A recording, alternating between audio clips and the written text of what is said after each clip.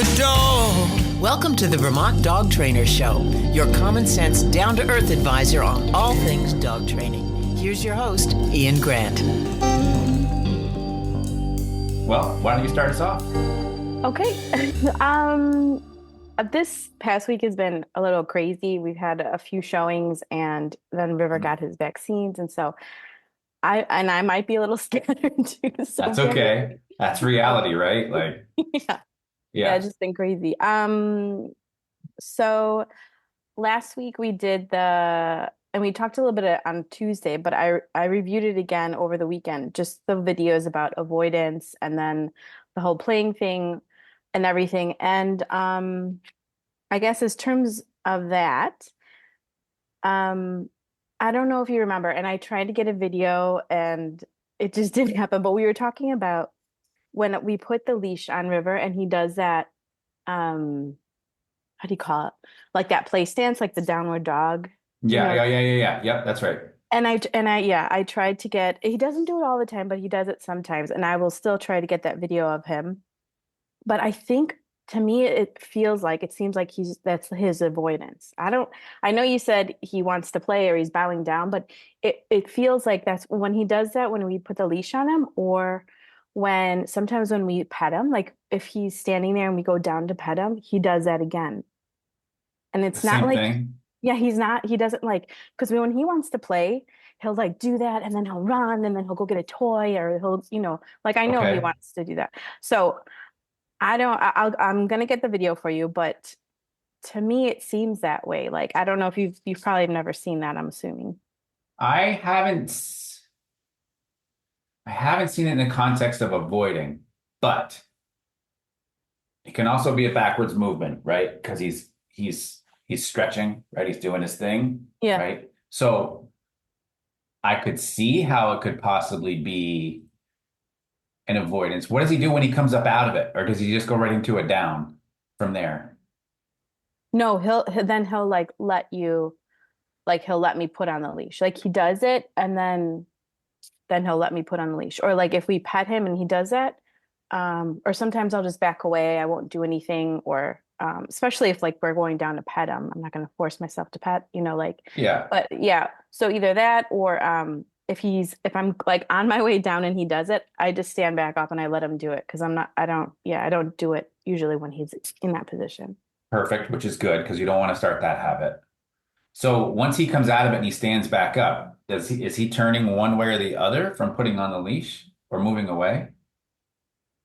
No, because we just automatically just go right outside. I don't know if this is a problem. Yeah, I don't think it's a problem, but Yeah. I guess I was just noticing. I've been trying to notice different things about him, which is fantastic. Yeah. Yeah. And I'd much rather us talk about it when you, especially coming from your point of view, where you're like, I wonder what this is, right?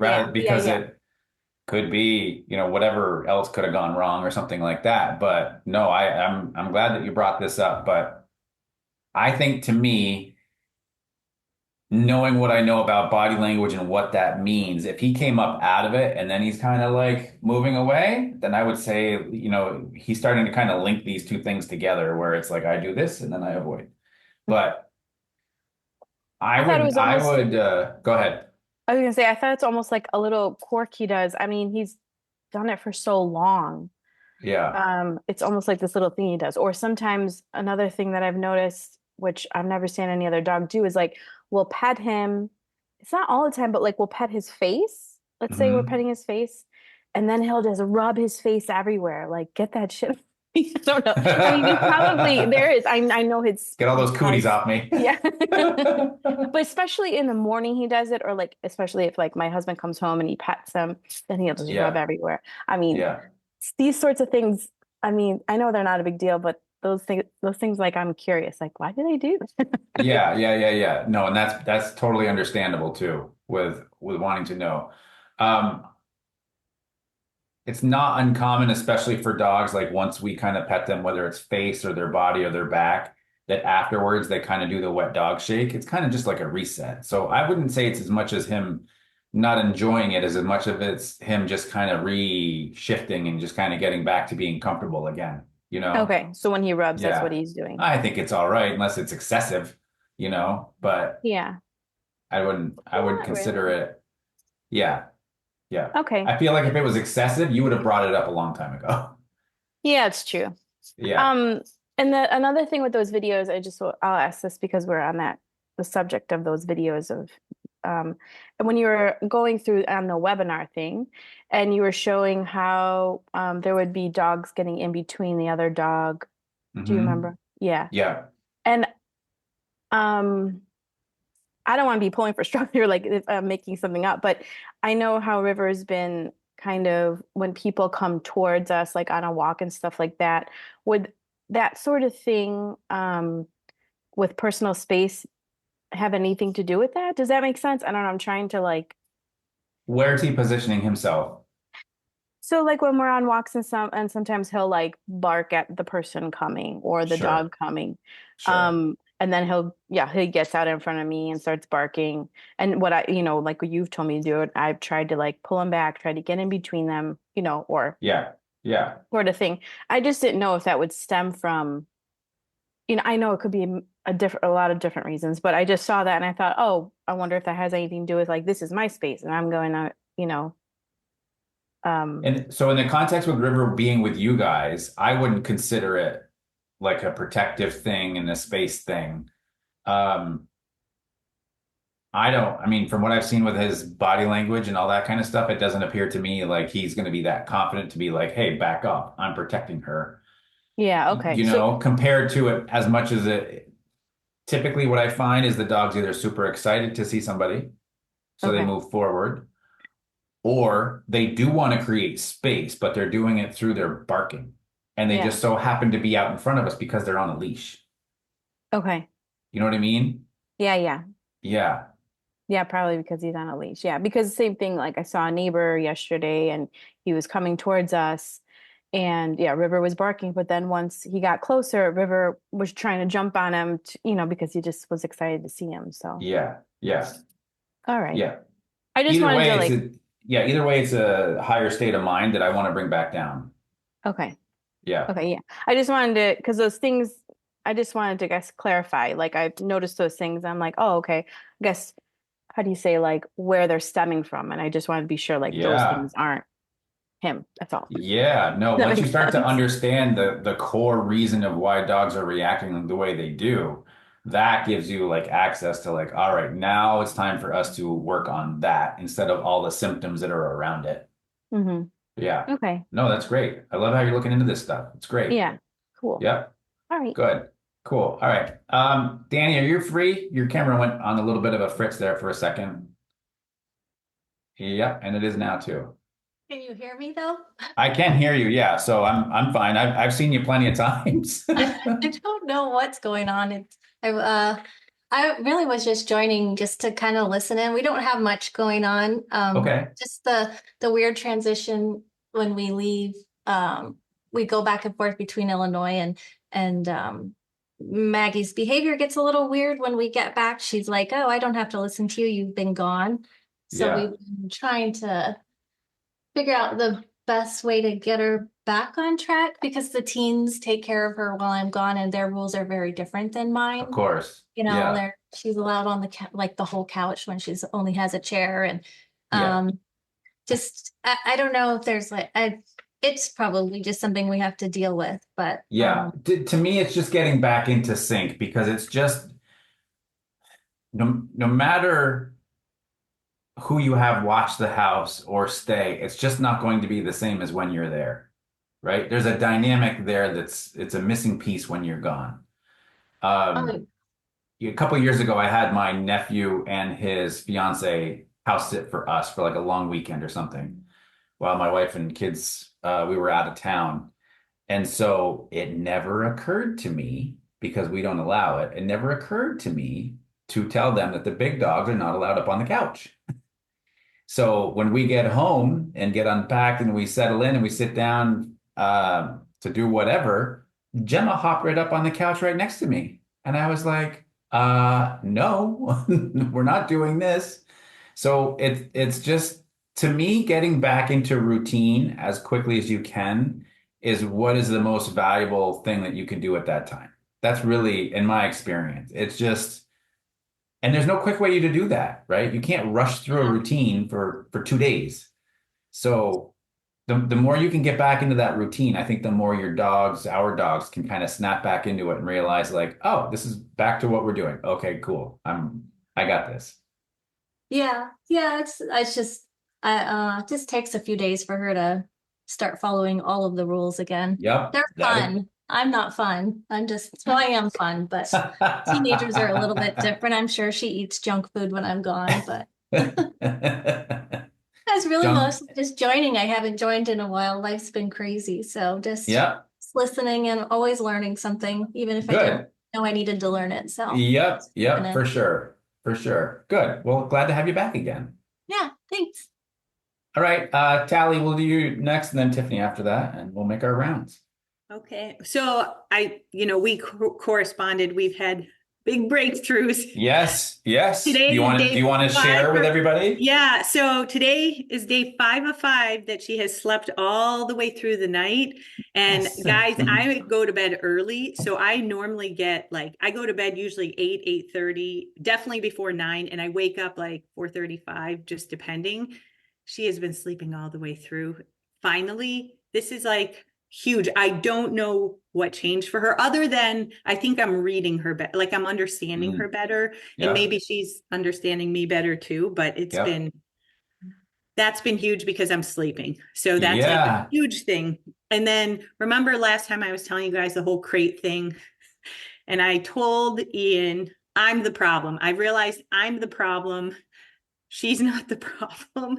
So I couldn't trust her. So now it's going on 6 weeks. And I was like, I don't know if I can trust her to leave her not in the crate when I'm not here. That was my thought. But the end result is that she doesn't have to be in the crate and that she can roam free in the apartment.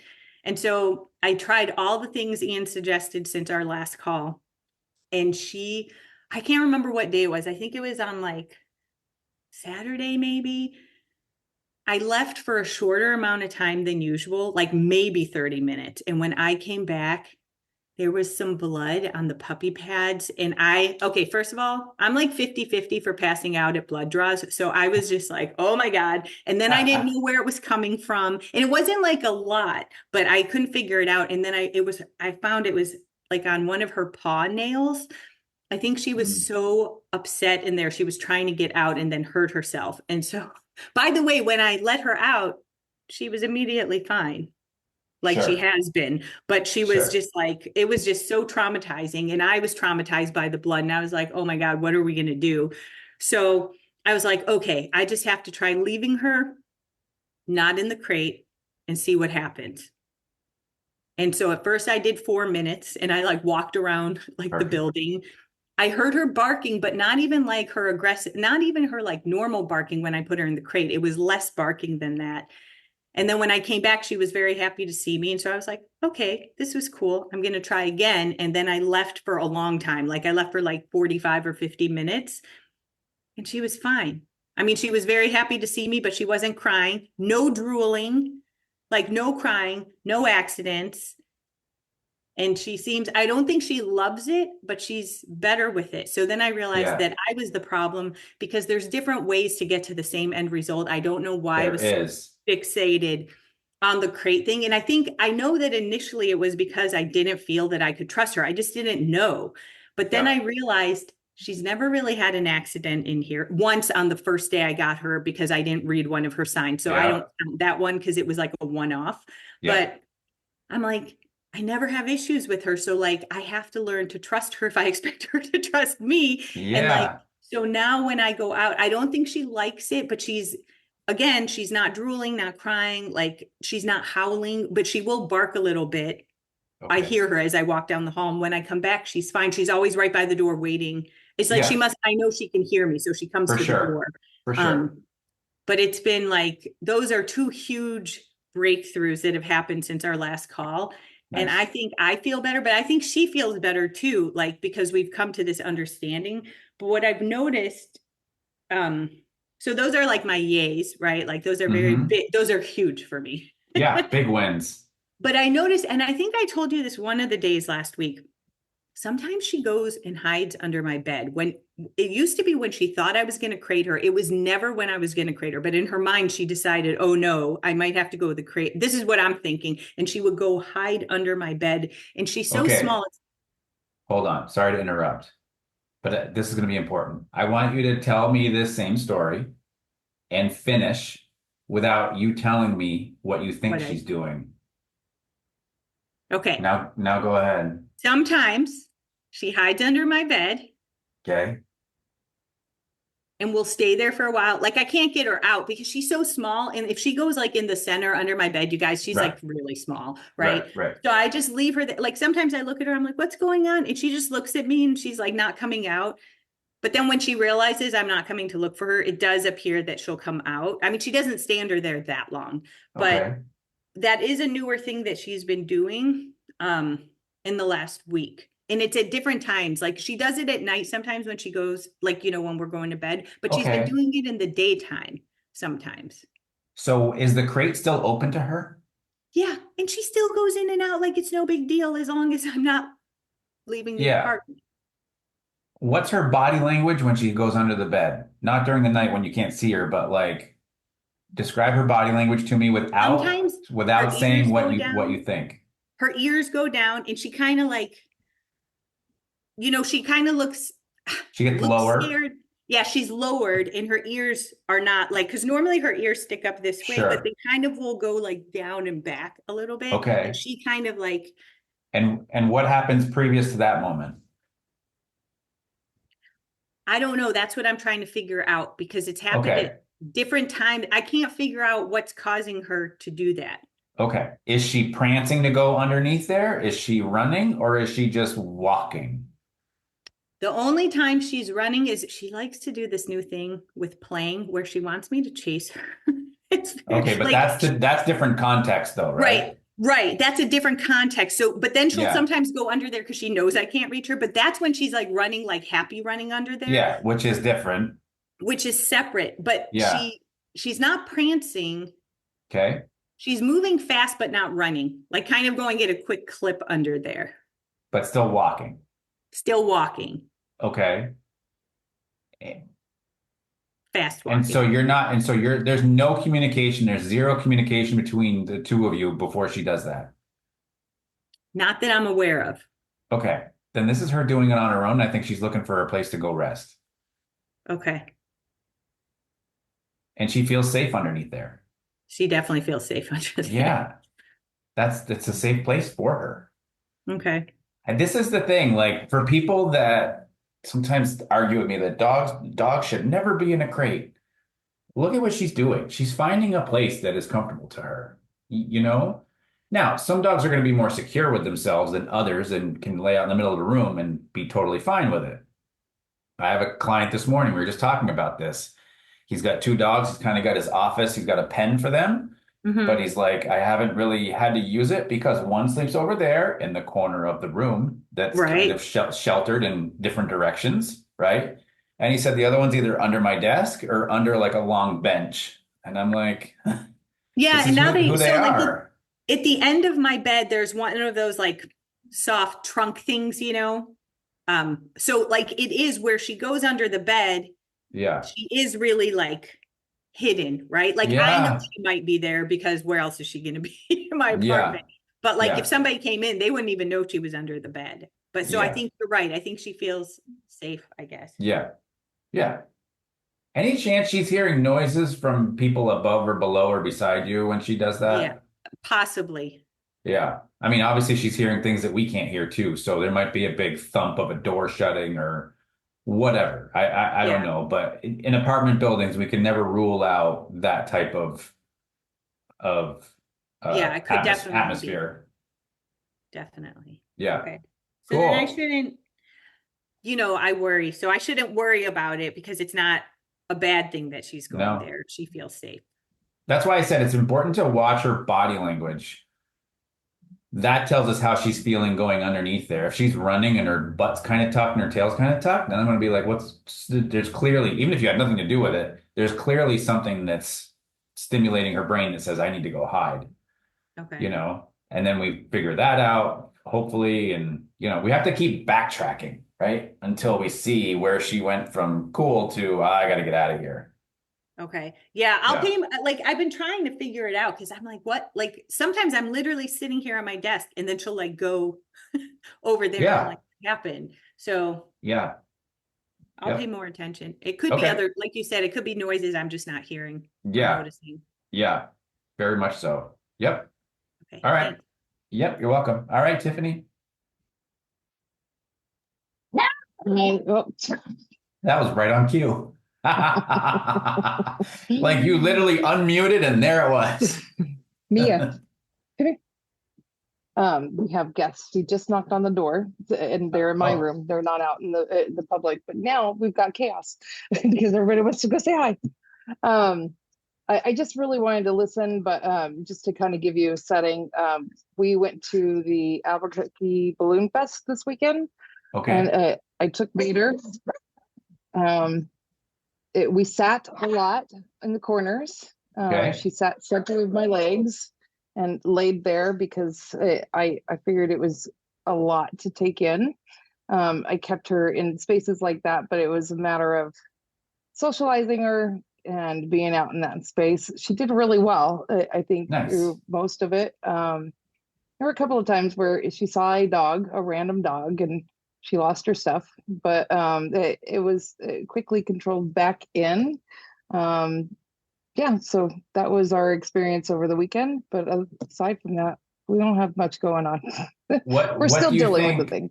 what do you think would have been the difference going before this program compared to going now in the middle of the program? Did you feel like you approached it differently Oh, or yes. about the same? So okay, so tell me about that. How did you approach it differently than what you've done in the past? We would not have sat in the in the Hmm. background.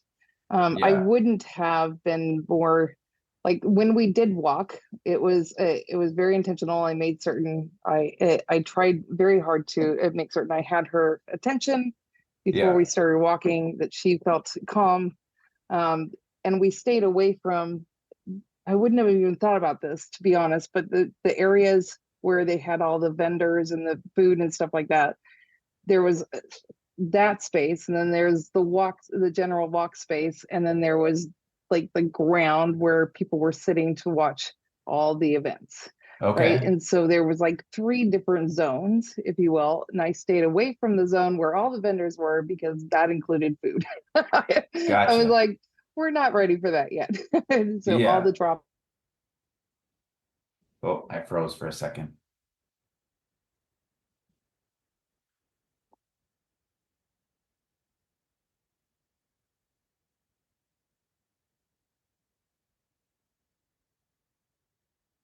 But we got to the grass There. area. She sat down. She laid down. We laid there calmly for a while. So I Nice. think just the recognition that I was super aware of.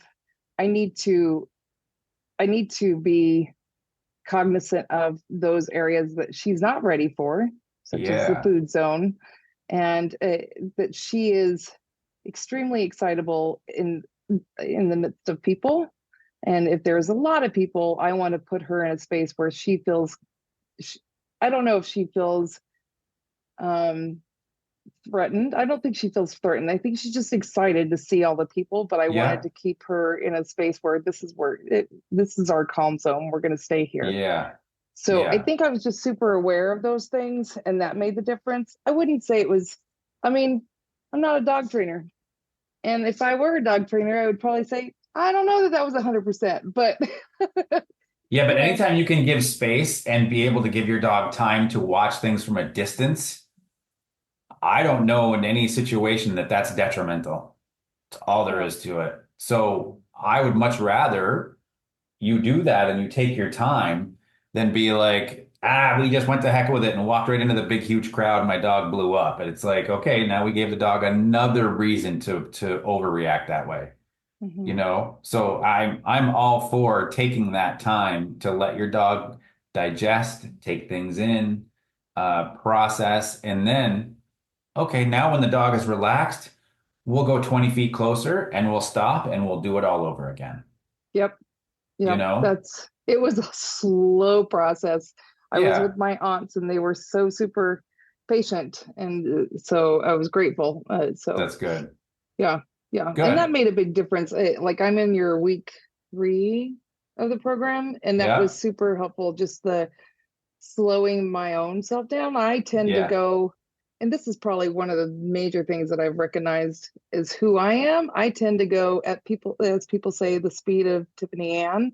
yeah, Um, I so I never really considered myself to be that high energy as far as that goes, but I am finding that I'm expecting her to be a lower energy than I bring yeah, sometimes, yeah, yeah. and that can be problematic. So I need to find Yeah. that balance between it for both of us. Yeah, So I think it's important because when you kind of kick in with your, your own awareness, your mindfulness, that kind of thing, it allows you to be more instinctual, and when you're more instinctual, you're going to be in a better frequency with your dog. I had a client I worked with last week, older couple. He's a retired engineer. He was even telling me like how many steps it takes to walk the length of a warehouse, and he knows, how long it takes him to the minute to do this. So from where he's coming from, and he moves quickly, but where he's coming from is very intellectual, mhm. right? Not from an instinctual side. So he's intellectual and he's using speed and he just doesn't know it yet. Meanwhile, his dog always has these huge eyes and wants to go, go, go, go, go. Mhm. Right? So I have to slow him down in order to help the dog to slow down. Yeah, You know what I yeah. mean? And that's I'm I think that's what's resonating with you is that you're realizing like, oh, okay, that's the adjustment that I need to make in order to help out. Yeah, absolutely. I am definitely seeing this. It's painful. It's It can painful be. to recognize that because Yeah. I didn't, I mean, it was always about how do I make this dog interact with other people, but in Yeah. realizing that I'm like, okay, now I need to slow my own self down because she's reading off of what I do. So Yeah. It thank can be you for everything. humbling, right? It's super humbling. That's what's the Yeah. painful part. Yes. Yeah. Humility has never been so much my strong point. So Yeah. I know. Sometimes I go through those times where things are humbling or you feel like you got kicked back a step or two and you're like, man, I know this, I know something good is going to come out of this. I don't know what it is, but man, this sucks right now. Right? Like, yeah, yeah, I get yeah, it. I get yeah, it. I get yeah, humbled by dogs a lot more than you think, like, so, yeah, yeah, good. Well, I'm glad you had that experience. That's great, Tiffany. yeah. Thank you. You're welcome. All right, Christy, back to you. Okay, I just want to touch on leash training with him. Yeah. We're doing the whole driveway thing, and I think he's getting better. It seems like when he starts to like whenever he starts to pull a little bit, he feels the tension and then he kind of just slows down. So I'm assuming Perfect. that's a good thing. Yeah. Yeah, that's Okay. great. Yeah, so then I decided, okay, let's try like a short walk with it. But it's been really windy here and the leaves are starting to fall. So Yeah. he is either very Darting around, right? The eyes are going.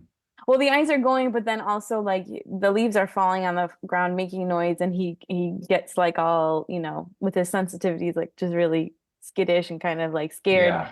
But then also at the same time, he likes to chase the leaves too. So when I have this, the leash on him, he's either trying to chase leaves or, moving around so much. So I thought, okay, we'll have to do it. I think it's kind of died down today a little bit, but the last few days has just been crazy. So I'll try Yeah. it. I think it should work better, but Yeah. I couldn't get a gauge on that.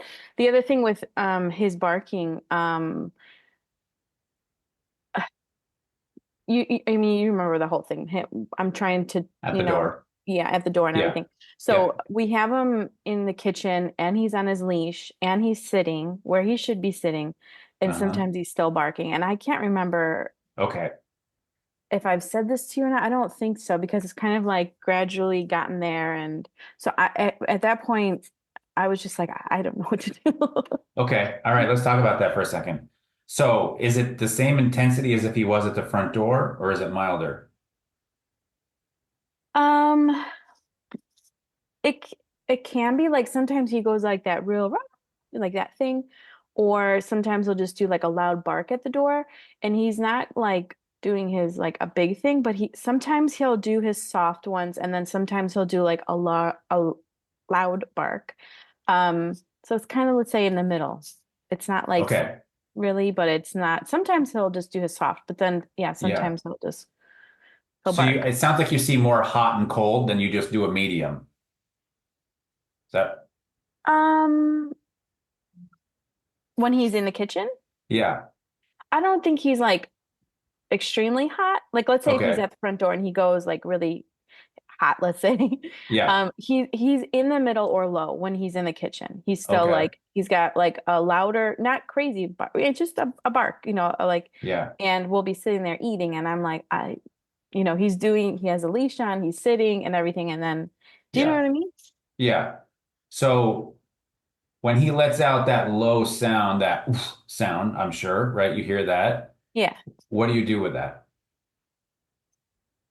Honestly, because it doesn't bother me so much, I don't do anything with it. And even sometimes I'll Okay. say quiet. Sometimes I'll say quiet. Okay. All right. What week are you in right now? I will this coming week I'll be starting week 8. Week 8. Okay. I may send you one of the week 12 videos because it has to do with like follow through. And Okay. I don't want you to have to wait another month for it. So, and by the way, everybody, I do this for depending on the situation. If I feel like it's really, really going to help, then I'll send it to you. So, um, actually, I think because I think it's important for you to start practicing it while we're still having while you're still in the program. Yeah, You know what yeah. I mean? Then Yeah. to go through it and be able to, you know, ask for just a week. So I'm doing this, and this will be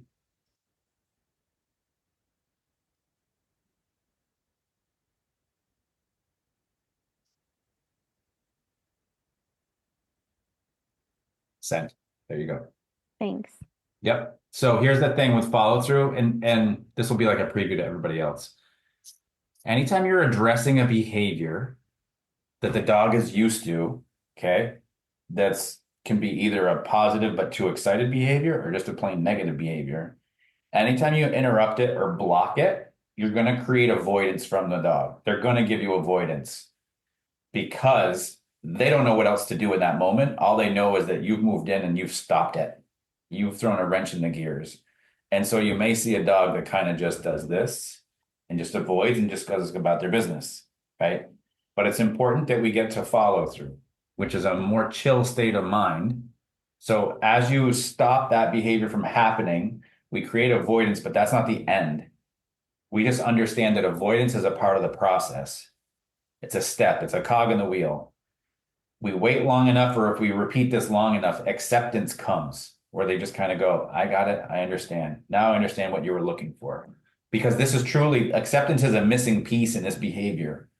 If they typically just overreact or whatever behavior you want to throw, let's call it jumping even, right? The dog typically jumps on somebody and now they can't. Now they don't know what to do. We're really giving the dog two choices. You can jump again, or you can just accept that you're not allowed to jump. Those are the choices. And until they realize those are the two choices, that's when you get the avoidance. So in your situation, Christy, as he's barking, you're going to see what and how I deal with a couple of different scenarios, which is one is a dog that was getting up on all four, or not up on all fours, but getting up on its back legs to play in like a daycare setting, which that was one of our rules. You are not allowed to do that. So I addressed him, and you'll see the whole process of what that looks like. The other one is with two of my dogs, May and Fitz, playing. They got a little too intense. So once they go by that ceiling, I have to address. And so because I have done it a lot with them, I don't get avoidance from them. They just go, got it. We just overstepped our bounds a little bit too much. So you'll see two different examples of what that looks like in those Okay. videos. Okay. Okay, yeah.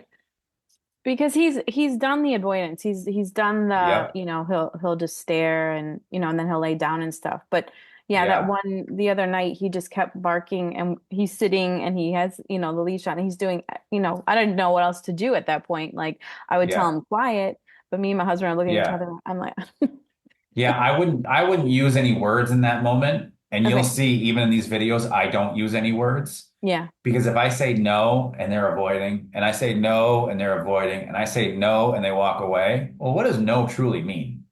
Hmm. It's not working. Yeah, right.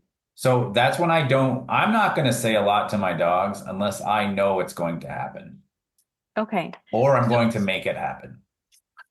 Right. So when you're saying avoidance, I mean, what he was doing is not avoidance. I just didn't know why you were saying Right. So in it. that, right. So because you said quiet, right? Mhm. And he still kept doing it. Yeah. Yeah. So that's why I don't use words in that moment because No, right. yeah.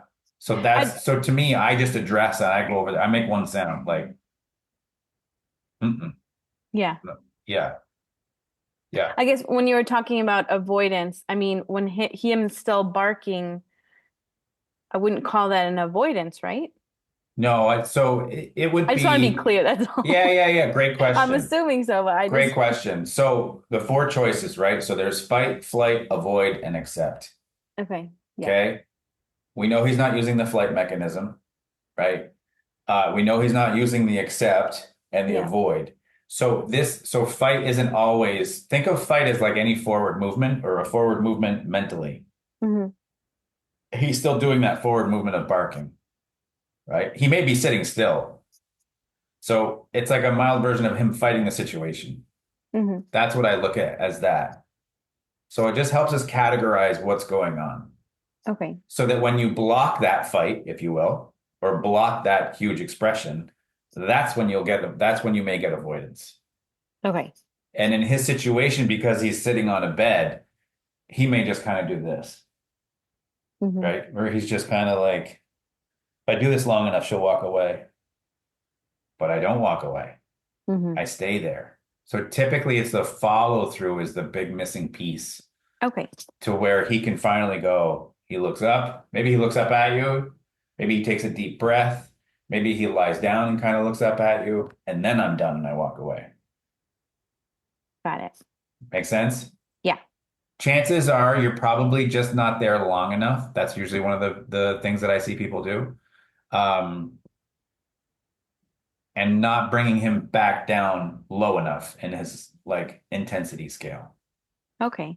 All right. Yeah. Yeah, I'll watch those videos and then if I have any questions, I'll ask Yeah. him then. Think about it. I don't know if I have a marker here. Oh, I do. Perfect.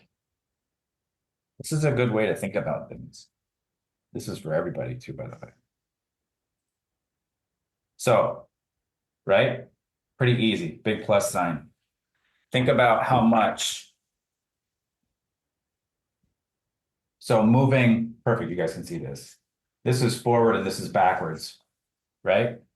So we think about how much our dog is moving forward, depending on what's happening, and then how intense they are up here.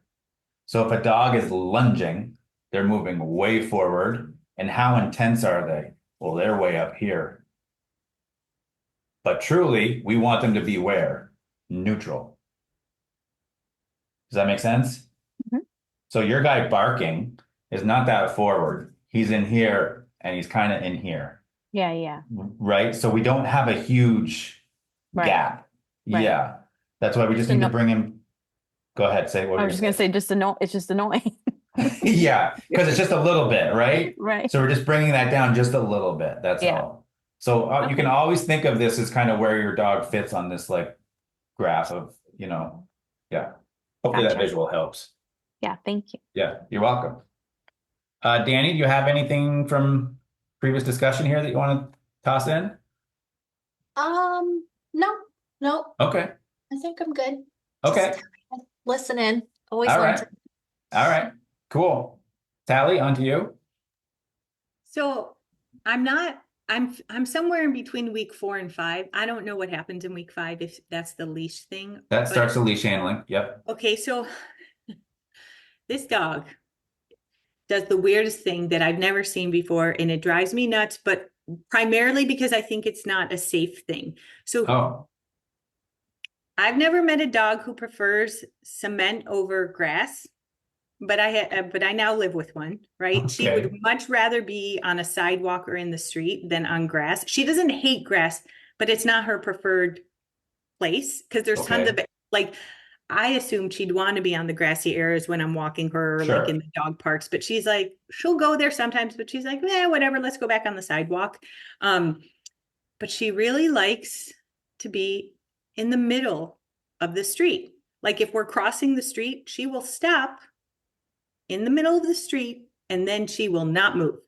And it freaks me out because I mean, I don't live on a busy street, but it's busy enough in these parking areas, like Yeah. parking lot structure areas. And Yeah. I'm always trying to tell her, like, Maya, we can't be in the street. Like, you got to cross the street. But Yeah. sometimes I have to literally go and pick her up and move her Right. because for all of her littleness, she will not move. So on your little picture, she would be going backwards.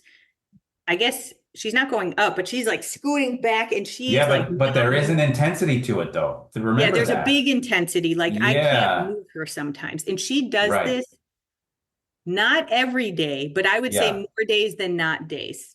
And it's Yeah. always in middle of a street. And she Yes. wants to walk towards the main street. I don't know why, but Yeah. I don't want her walking on those. I don't feel like it's relaxing to walk on the main street with all the cars and the busyness. And I also Sure. just obviously don't want her stopping in the middle of the street. But I Yeah. don't know. I guess I'm not sure how to work with that, like how to fix it other than picking her up and moving her. Yeah. So that's going to be included in the leash handling stuff, how to handle a dog that resists walking. Okay. So I think So maybe I'll be getting it. I think I get my stuff on Wednesday, Thursday, yeah. sometime soon, sometime in the Yeah. next few days. Yeah. Okay. So you'll get the leash handling stuff first, and I believe this comes through in the second week.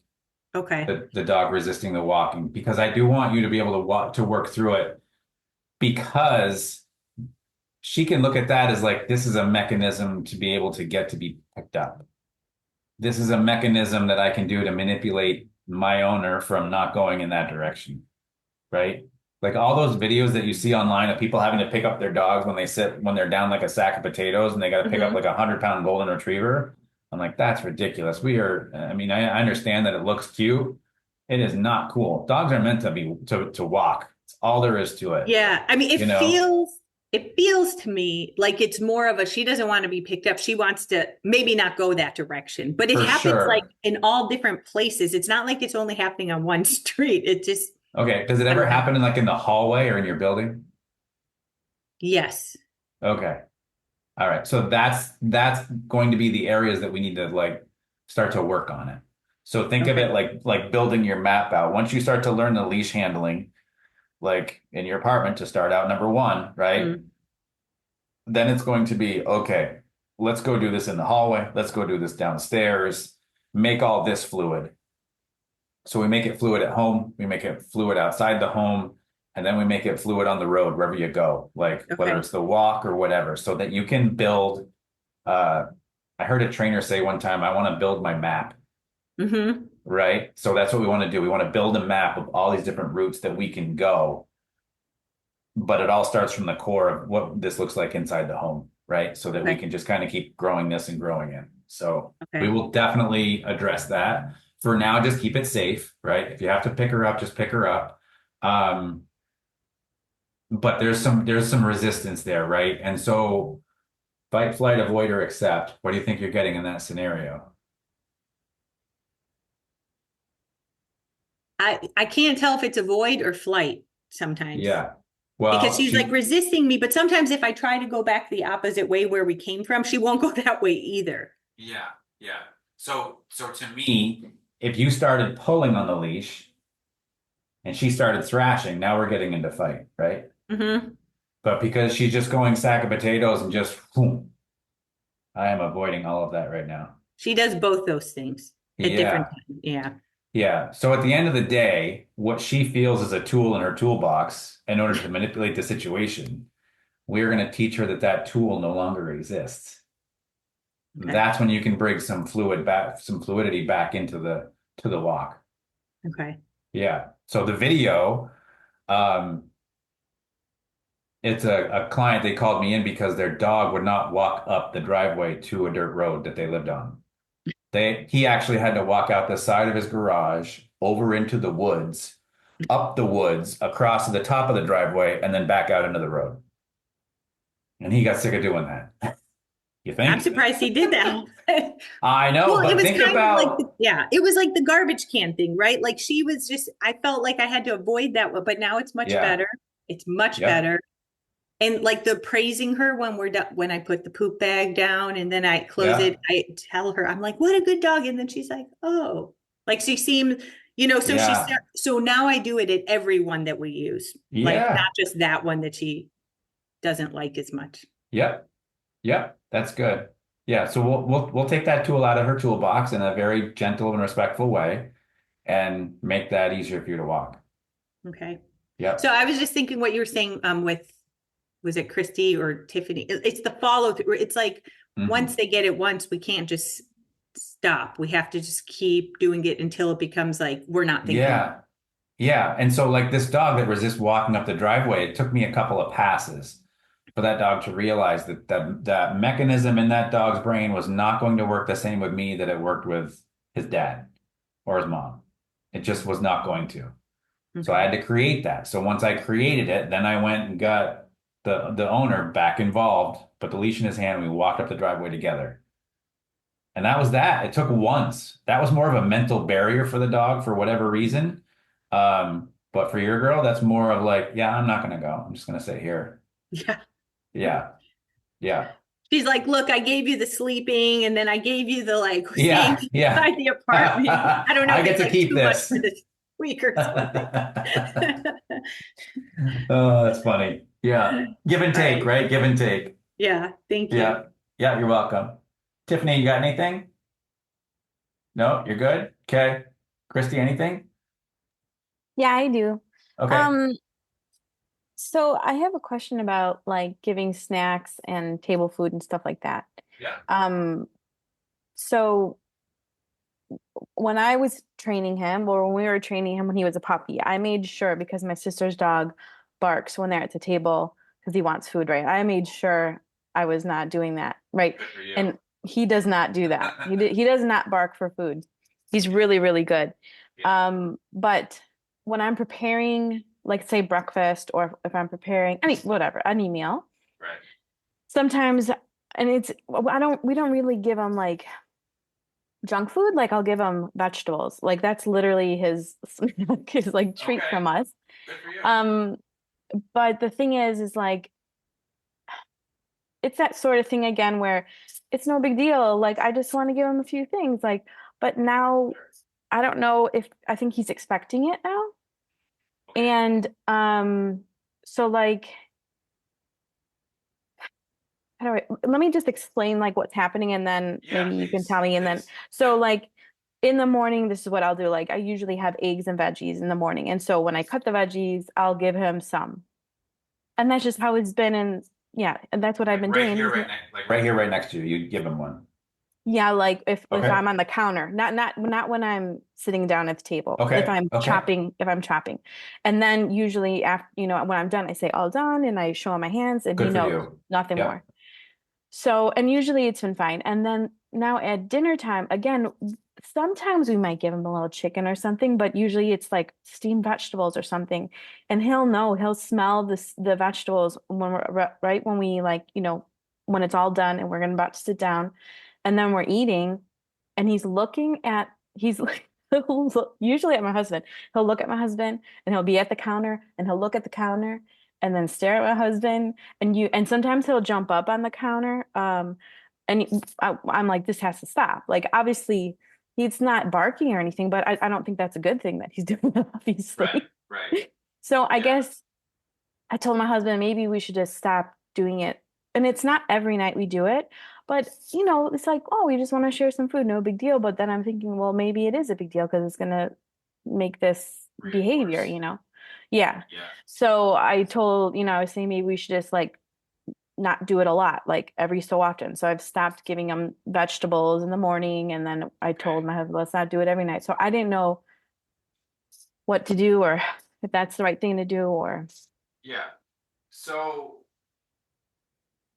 dogs can certainly like his intensity picked up. but it's a quiet intensity, right? Where he's looking up and then looking at the counter and looking up, like, are you going to give me the food? Like, this is normally what happens. I'm just, so the expectations are there, not in a sense of like, I'm owed this food, but the expectations of this is the pattern that I've been shown previously, right? That's all. And so for me, I think I would just work on creating a little bit of space in the morning when you're cutting up the vegetables. So if he's 2 feet away, I just want 4 feet away.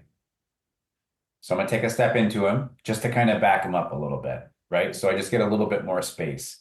Because I think from the sounds, I think you like to kind of have him around in the morning and that kind of thing, right? Like that. I mean, obviously, if you didn't, he wouldn't be next to you kind of thing. You know? Like it doesn't either way. It doesn't bother. Sometimes he'll not be near me, but sometimes he is. I look at that situation like even if he sat at the counter, Christy, and neither one of you was there and he just stared at the counter, unless it became obsessive, I would avoid it.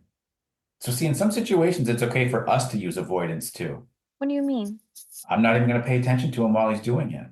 Oh yeah, I do that too. Yeah. So it's okay for us to avoid that type of situation. Obviously, we don't want him jumping up on there, especially if there's a knife towards the end of the counter or something that he can pull down. Yeah. So so we address that. But I mean, I don't think it's the end of the world. I think if you want to put an end to it, what I would do is create even more space, let's say 10 feet away, right? Where he's got to be on a bed or something. You can come back and you can cut vegetables. And then when you want to give him something, you take it over to him, give it to him, and then come back to the counter.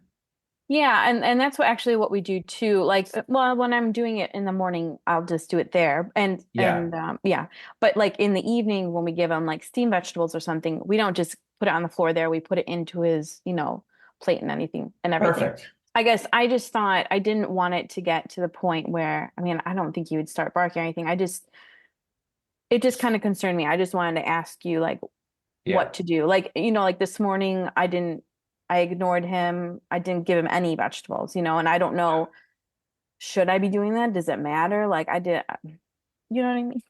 I don't think it's the end of the world. I think you create your own reality with him, So whatever you want, what you've expressed about this pattern and what you're getting from him, you're very aware of. You know what's been created. And then there's a part of it that you're kind of like, I don't know if I should be doing this. I want you to listen to that gut instinct, that voice inside of you that says, I don't know if I should be doing this. Okay, that's fine. But what should we be doing instead? Right.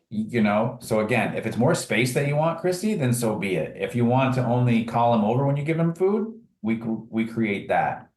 So I would say, or I would ask, what do you want him to do in those situations? I guess it's not that I need more space. It's not like he's jumping up on me or like getting hyper. He's not getting hyper. He's really calm about it. And even, him giving the stare to my husband, it's not like a big deal. But I guess I just thought I don't want him to start expecting it. And I don't want him to start maybe doing something more, maybe start barking or doing something excessive. So then I would just make it more of a random reward. Yeah, okay. Than routine, right? Every other day, every few days, that kind of thing. And look, if he's sitting here while you're cutting vegetables and he's just looking at you, okay, you can look all you want. Today, you're not going to get anything. Right. Right. So again, that's kind of how we can use that, or our avoidance, to be like, I mean, you can feel the hole being, stared right through your head, right? Yeah. Right. Yeah. So that's fine. You just choose to avoid it. Okay. I didn't want it to get to that, And good for you. Yeah. Good for you, because you get that demanding dog that sits there and barks at you for wanting food. Oh my God. Oh, my sister's dog does that. It just drives me crazy. I was like, no way. I had a client one time whose dog had its own chair at the dining room table. What? And she even showed me. She's like, watch. She's like, go ahead. She told him, go ahead. And he sat right up in that dining room table, sat right up. And she's like, yeah, we all sit down for dinner. And I'm like, does he eat his food there too? And she goes, oh no, he eats before us. And I was like, oh my gosh. And sure enough, like they sat right there. Oh, wow. Yeah. It's a little much. Yeah. I want my space when I eat. Yeah, absolutely. I'm right there with you. Yeah. All right, cool. Thank you. You're welcome. Anything, Tali? Yeah, this is more, I can't believe I haven't asked this already. And I don't know if anybody else, like if this is just a thing with rescue dogs, or maybe it's just all dogs, but she does not, I mean, she likes me. She doesn't mind if I'm touching her, petting her, doing things. It's Okay. not that she hates other people, but like, a lot of people in general will just come right up to go pet her. And she does not enjoy that. She's not one of those, she doesn't remember, she's not a licker. She's not a sniffer. Like this one kid was like, she's not licking me. I was like, yeah, she's not going to lick you. Like, Wow. but I don't, I'm trying to find without being totally rude, like what's the best way to tell people like don't touch my dog or like don't or ask me first, or like I just find that like I either get real snappish with people or I just like, because I can feel her energy changes like when people come at her. And I will say this, most dog owners, I can like they know how to appropriately approach, like they're further away and just the way they put their hand. And I guess I'm just wondering what's the best way to try to tell people like back off, don't touch my dog, or like, or don't. I would just say, hey, she's nervous. She needs her space. I always try to make it on a positive spin, all the while creating the space that my dog needs, right? So Okay. I always say she needs space. She needs time to process somebody new in her environment. Um, she's not a fan of being petted to start with. Because what I'm trying not to create is let's say I go out and I adopt a dog today that is clearly scared and nervous, right? Clearly. But every time somebody comes over to my house, I always introduce, this is Fido. I think she's been beaten, right? And then everybody goes, "Aw," with the head tilt, right? Like, and so what that dog learns is every new person is this weak energy, weak energy, weak energy, weak energy, right? And so I don't want that dog to go through that feeling all the time. I want that dog to know that I'm advocating for her and for her to understand like we're good. You don't have to live in that past, right? Right. And so for me, if I come right out and say, I think she's been beaten, I think she's really, really scared, I think she's really, really nervous. Everybody and their brother thinks that they're great with dogs and that their touch is going to be the magic wand that fixes all dogs. Yes. Right. And I it's get that a lot. And I'm like, yes. And not even when I tell her, I'll just say, I think I say something like she doesn't like a lot of people or she doesn't like to be touched, but I feel like I'm coming across really rude, which sometimes I don't mind. Like, remember that one guy that she didn't like? I was like, sorry, my dog doesn't like you. We just walked away. Yeah. But I feel like it's sometimes, I also don't want to, I don't want them to think she's like, poor dog, because she's not, but I'm just trying to figure out the good way to like. I think another way that you could phrase it too is that you could say that her space has been invaded by too many people. And that I'm working on advocating for her and not allowing it to happen anymore. Okay. Right? So that's good. That's like a very, very pleasant way of saying back the up, right? Yeah. Well, right. And she is very cute. And then if she smiles, with her crazy underbite, then everyone's like, oh my God, she's so cute. And then like they go towards her. And she's also very small. So everybody's like a giant next to her. Right. And what happens is this is her. And everybody comes down over the top. Yes. Right? Rarely do they come in front in front of her. Yes. So you can say, hey, on top of what I just said, you can say, hey, let's give her a minute to smell if she decides that she wants to sniff your feet or whatever. And if she does, great. I'm just working on it so that she doesn't feel like she has to be petted with every person that she sees. Yeah. Okay. That helps. So any version of that, I think could help create some space for you. Truly what you're looking for is space, right? Yes. Space is one of the biggest commodities that we have for our dogs. And I don't think that we work on it enough. No, and I mean, like, just as who I am, I also like, remember, this is my dance space. This is your, like, I also don't like when people invade my space, but now that I have her, people are, it's kind of like sometimes when women are pregnant, people are like, oh, and they go to just like touch your That stomach. drove It's me like, nuts why with are my you wife, by the touching? way. I was like, do not touch my wife's belly. Yeah, Like, do so I not. feel like it's the same thing. Before, I could just send daggers and people would leave me alone. But like now that I've heard, Yeah. everyone's like, oh, and they just step into your space. And I feel like, I mean, I could be rude and that's fine. I mean, I'm trying not to be as rude as I think I sometimes am about it. Yeah. So, Yeah. okay, No, I get it. I'll try I those get it. things. Yep. Or Can I just get say a cattle something? prod and just, Oh, I you know, forgot. a quick stab. It always works too. Yeah, go ahead, Christy. No, I mean, same thing with River. It's exactly, I understand Tali.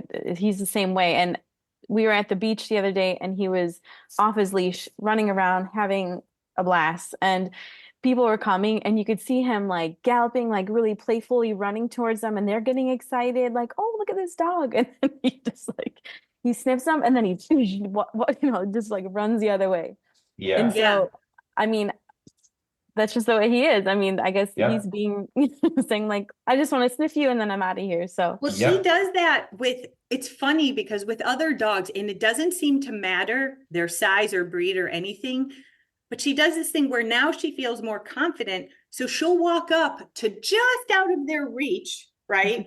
And then she'll just stand there and she'll be like, it's like not what some of them she'll let sniff her, but a lot of them she'll just get close enough that they can't reach her. And then she'll like turn her head like, I'm here. Avoidance. Yeah. Yeah. and can that be still the same thing with dogs too? Because it seems like he does that with dogs as well. He just wants to sniff them. He just wants to sniff the person or sniff the dog, and then he's out of there. And be done. Yeah. Yeah, a lot of times insecure dogs, if their nose gets triggered, they want to sniff, but they don't want to be sniffed. Oh. Yes, that's exactly Yeah, like the amount of dogs I used to bring in for daycare and stuff, like the newbies, they'd walk in and they want to do all the sniffing, but if they felt one dog just lightly touch the back end, man, they turn and whip around, which can really start a fight in the wrong circumstances. But I used to call them twitchy dogs because they were just kind of like this, and I wanted to loosen that up and get it to be more relaxed and, experience that they're not going to get bitten or anything. But yeah, Right, when people lean down over a dog, you're giving the dog two choices, fight or flight. Yeah. Right? That's really what it boils down to. And I noticed too, like the dogs that she doesn't mind, like that sniff her back, where she's like, oh, okay. There's a couple dogs. One of them is Norris, like Chuck Norris, and the other one is Bean Dip, and they're both like 3 times her size. That's their names. Oh They're my both like gosh. 3 times her size, but they're very dogs. Like they're Yeah. every time I've seen them, they're very calm. And so if there's a crazy dog, she's like, nope, we're not even going that way. But I feel the same way. I'm like, yep, let's just turn and go a different way. Yeah. But she is less, she's more confident now with the calmer dogs where she'll let them kind of step into her space. Yep. Hang around those dogs as much as possible. I try. Well, a lot of times we're on the same schedule with like walking. Perfect. So it worked out. Like yesterday, we saw Norris and we were in the elevator together. So they were both like, oh, it's my friend, and then like she would go one way, Norris would follow her, and then she would follow Norris. And like me and the other owner are like, we got a meeting, we got to get back to work, and they were just like, but I felt really proud because that's the first time she's kind of followed another dog like in a playful way. Yep. So I will tell you too, for the scared or nervous dog, if you find a happy-go-lucky dog, that dog is worth its weight in gold to your dog. Okay. Not another scared or nervous dog. They want to see a dog and hang around with a dog that nothing in the world bothers it, because that's the ultimate level. We can only do so much of that, right? Because we're human. Right. Yeah, but to a dog, that's like, whew, that is my gateway. That's who I need to hang with. Yeah. I mean, so I tried, like when we do see them, she's usually like, oh, like she's interested to like walk up to them. So that I mean, that feels easier, but then there's all those other dogs around here that. Yeah. Yep. I hear you. Thank you. Good. You're welcome. All right. Well, I think we'll call it a day and we'll probably see you on Thursday night. And just a quick heads up for those of you that are going to be in the program and still in another month. I'm actually going to be coaching basketball this winter, so I'm not sure the Thursday night call may change, or I may have some changes through basketball season, but I just want to give an early heads up that it may change week to week, but I'll do my best to keep it as consistent as possible. So, Okay. I just want Thank you. really quick. Yeah. When we were talking about the scare dogs, like that's just the way they are, right? Like I don't have to. I think there's a core of them just being leery. Like that's how they were born out of the womb. Okay. They're not the kind that are going to be right out there on the front line taking care of everything. They aren't going to be the ones that are going to be happy-go-lucky with the cannon that can go off next door and be totally fine. Right. I think they're the ones that they still serve a purpose because they are the ones that kind of alert everybody, right? So I always think there's going to be a part of them that's like that, but I want to bring that down to as minimal as possible. Okay. Yeah. Cool. I think it's like people too, right? Yeah. Like, yeah. Yep. All right. You're welcome. Have a great day, you. everybody. We'll talk soon. Bye. Bye. Bye.